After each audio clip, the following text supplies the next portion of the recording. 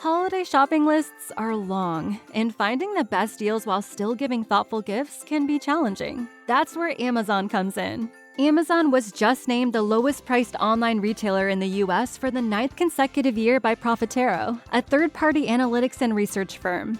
After analyzing thousands of products, they found Amazon's prices are 14% lower on average, and up to 5% lower than the nearest competitor in key gift categories like electronics and toys. When you're shopping for everyone from your spouse to your second cousin's new baby, those savings really add up. The best part is you don't sacrifice selection for better prices.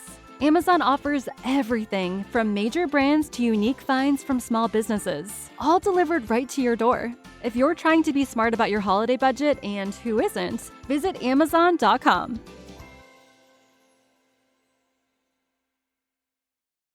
Hey listeners, this is Peter, and welcome back to the History Shorts. Today's episode is proudly brought to you by the Podcast Republic, your ultimate listening app. Discover and subscribe to thousands of podcasts from around the world. Download Podcast Republic today, available on Google Play and the Apple App Store. Today on History Shorts. Few figures from the 20th century have inspired such devotion, fear, and controversy as Ernesto Che Guevara.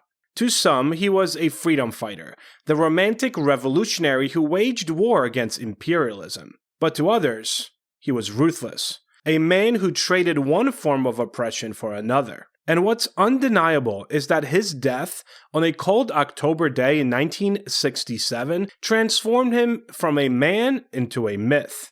The assassination of Che Guevara in a remote Bolivian schoolhouse, executed by soldiers trained and guided by the CIA, became one of the most iconic and symbolic events of the Cold War. It marked not just the end of his guerrilla campaign, but the beginning of a legend that refuses to die. Mr. Gorbachev, tear down this wall. A quick word from our sponsors. This day in history. On December 14, 1799, George Washington died at Mount Vernon at the age of 67. His final hours were spent in pain from a sudden throat infection, but his legacy was already secured. The man who refused the crown, who stepped down after 2 terms as president, and who helped define what peaceful transfer of power should look like. The nation mourned as though it had lost its father. On December 14, 1911, Roald Amundsen and his team became the first humans to reach the South Pole, beating the British expedition led by Robert Falcon Scott. It was a triumph of planning, discipline, and survival in one of the harshest environments on Earth. Story of the day. Che Guevara was born in Rosario, Argentina in 1928. A bright child plagued by asthma, he grew up devouring books, Marx and Freud among others, and dreaming of adventure. He studied medicine at the University of Buenos Aires, but it was travel, not textbooks, that changed his life. In 1951, he set out on a motorcycle journey across South America with his friend Alberto Granado, chronicled later in the Motorcycle Diaries. What he saw shattered him. Poverty, hunger, and injustice across a continent ruled by dictators and dominated by foreign corporations. Somewhere on those dusty roads, the young doctor became a revolutionary. By 1954, he had witnessed the CIA-backed coup in Guatemala, which toppled the reformist government of Jacobo Arbenz. To Guevara, it was proof that the United States would never allow Latin America true independence. The experience radicalized him and set him on a collision course with history. In Mexico City in 1955, Guevara met Fidel Castro, a fiery Cuban exile planning to overthrow the dictatorship of Fulgencio Batista. The two men bonded instantly. Castro needed a medic for his rebel army. Guevara wanted a revolution. In December of 1956, they sailed to Cuba aboard a tiny yacht called the Granma, carrying 82 men. Only 12 survived the landing. But from those 12, history was born. Over the next 2 years, Guevara proved himself not just as a doctor, but as a warrior. He led columns through the Sierra Maestra Mountains, fighting Batista's forces with a mix of discipline and idealism. By 1959, Havana had fallen. Batista fled, and Fidel Castro's guerrillas marched triumphantly into the capital. Che Guevara, now wearing his trademark beret and beard, became a symbol of the revolution itself, young, fearless, and uncompromising. He was appointed to top government posts, helping oversee agrarian reform and serving as president of the National Bank of Cuba. But Guevara was no bureaucrat. He despised luxury. He rejected salaries and worked alongside laborers in sugarcane fields. Still, he grew increasingly uneasy with what he saw as Cuba's own drift toward Soviet-style dependence. By the mid-1960s, Guevara was restless. For him, the revolution was not meant to be confined to one island. It was supposed to ignite across continents. And so, he disappeared from Cuba, vanishing from public life to wage a new kind of war. In 1966, Guevara resurfaced in the jungles of Bolivia, one of South America's poorest nations, ruled by US-backed military government. He believed that Bolivia, situated at the heart of the continent, could become the center of a revolutionary movement spreading outward to Chile, Peru, Argentina, and beyond. He arrived in disguise, using a false name and beard shaved away, accompanied by about 50 fighters, including Cubans, Bolivians, and a few foreign volunteers. They all called themselves the National Liberation Army, but almost from the start, the mission was doomed. Guevara had misjudged Bolivia. The terrain was harsh, dense jungle and steep mountains, and the peasants were weary of outsiders. Many spoke a local dialect, not Spanish. Few had reasons to trust a foreign revolutionary preaching Marxism. Meanwhile, the Bolivian army, trained and supplied by the United States, mobilized against him. The CIA dispatched agents, including Felix Rodriguez, a Cuban exile and veteran of the Bay of Pigs, to advise the Bolivians and help track Guevara's movements. By the fall of 1967, the hunt was on. Che Guevara's small band fought bravely, but suffered heavy losses. Supplies ran out. Communications with Havana were sporadic. Some of his own men deserted. By early October, Guevara was leading just a handful of exhausted survivors through the Yura ravine, near the remote village of La Higuera. On October 8, 1967, the Bolivian Army's 8th Division closed in. Helicopters circled overhead. Soldiers opened fire from the ridges. Che Guevara fought back with his last bullets, until his rifle jammed. He was wounded in the leg and then taken prisoner. The man who had once defied empires now stood in a mud brick schoolhouse, disarmed and bleeding.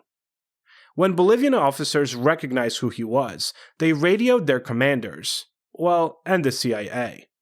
The order came back swiftly. Guevara must not be allowed to leave Bolivia alive. For 24 hours, Che Guevara was held in a tiny schoolhouse. His hands were bound, his captors unsure what to do. Reporters, soldiers, and villagers crowd outside, hoping to glimpse the famous revolutionary. CIA agent Felix Rodriguez arrived by helicopter to interrogate him. In his later accounts, Rodriguez claimed he told Che Guevara that his death was inevitable and that he should prepare for just that. Guevara, calm and defiant, reportedly replied, "Tell my wife to remarry, and tell my children to study hard." The next day, on October 9, 1967, Bolivian President René Barrientos sent a coded message: "Proceed as planned." At 1:10 p.m., Sergeant Mario Terran, a young Bolivian soldier, entered the schoolhouse with an M2 rifle. His orders were clear: execute Guevara, but make it look as though he had been killed in combat, perhaps trying to escape. Che Guevara stood up straight and said, "Shoot, you coward. You are only going to kill a man." 9 bullets tore through his body. He died instantly. With those shots, a life might have ended, but a legend was born. After the execution, the soldiers tied Guevara's body to the landing skids of a helicopter and flew it to the nearby town of Villa Grande. There, his corpse was laid out on a stretcher in a hospital laundry room, surrounded by journalists and soldiers. Photographs taken that day would become iconic. Che's eyes half open, his expression serene, his hair tangled, eerily reminiscent of religious paintings of Christ. The images spread across the world, and with them he became a martyr. To the Bolivians and the CIA advisors, it was meant as proof of victory. To millions of others, however, it became proof of sacrifice.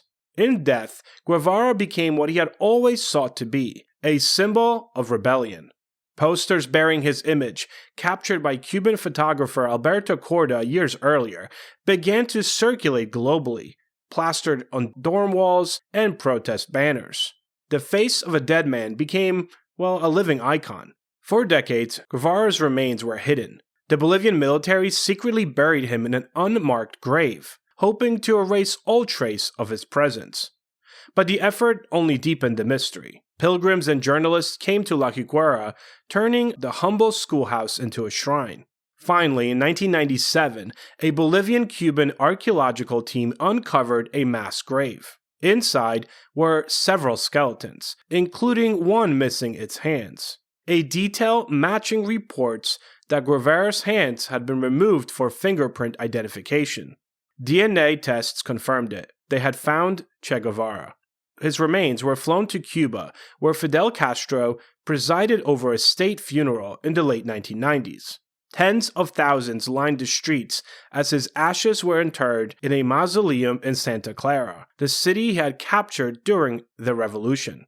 3 decades after his death, Che Guevara had returned home, not as a soldier, but as a saint of revolution. Che Guevara's death was a propaganda victory for Washington, a warning that guerrilla warfare in Latin America could be contained. But it also backfired. Across Africa, Asia, and the Americas, leftist movements adopted his image and writings as rallying cries. The Che Guevara doctrine of small mobile guerrilla units sparking popular uprisings inspired revolutions from Nicaragua to Angola. Even as the CIA celebrated its success, the symbol they had tried to destroy was multiplying. Che's final diary, recovered from his pack, revealed not despair, but resolve. His last entry, written just days before his capture, read simply, "All is well. The fight goes on."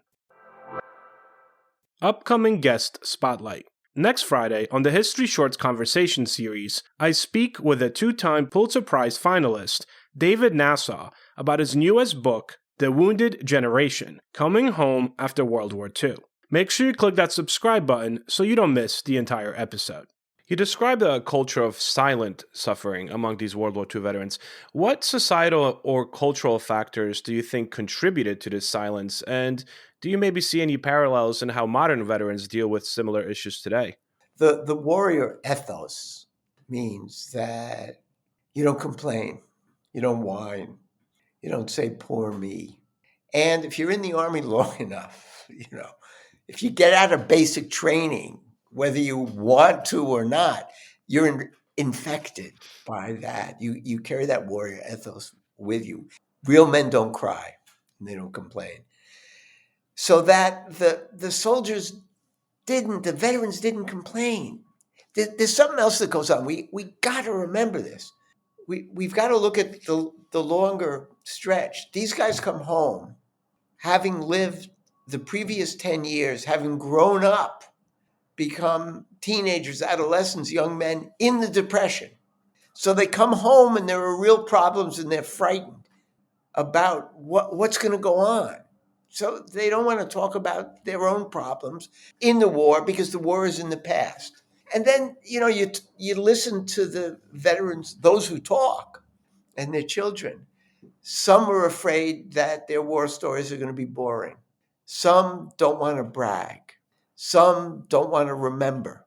And one and all, and this is remarkable, I don't know how many oral histories I read where the wives and the children say, at some point in their lives, they say to their husbands, their boyfriends, their fathers, their brothers, they say, you were a hero.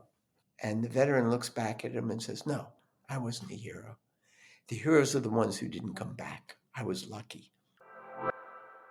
Thank you so much for tuning in for another episode of the History Shorts podcast. If you have any questions or comments, you can shoot me an email at peter@historyshortspodcast.com or visit www.historyshortspodcast.com or look for History Shorts Podcast on Facebook, X, and Patreon. Have a great rest of your day, and I will talk to you all tomorrow.